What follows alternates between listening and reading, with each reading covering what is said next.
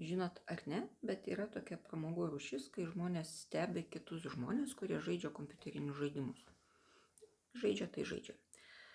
Bet kartu matosi ir dalis šio žanro žvaigždžių gyvenimo. Neviniokime į vatą, tie žmonės vadinasi streameriai. Tų streamerių gyvenimas, aišku, dažniausiai irgi yra režisuojamas, nes dažniausiai nesinori atsisakyti papildomų pajamų.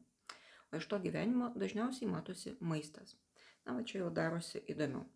Virš 70% to matomo maisto yra priskiriama riebaus, sūraus, saldaus, vadinasi, nesveiko maisto kategorijai. Ir ypač dažnai tarp šio maisto virš 60% stebėtų atveju matosi energetiniai gėrimai. Kai sakau matosi, tai nereiškia, kad jie juos vartoja. Patys streameriai dažniausiai valgo sveiką maistą, virš 88% tirtų atveju, tačiau tai vis tik nereiškia, kad jų turinyje nevyrauja nesveiko maisto užuominos, jų yra sočiai. Tai va, tą ir sakau, tą ir turiu omeny, kai sakau matosi.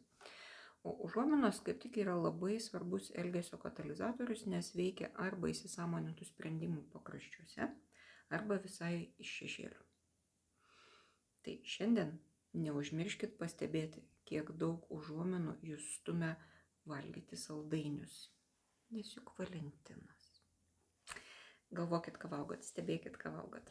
Taigos ir ramybės.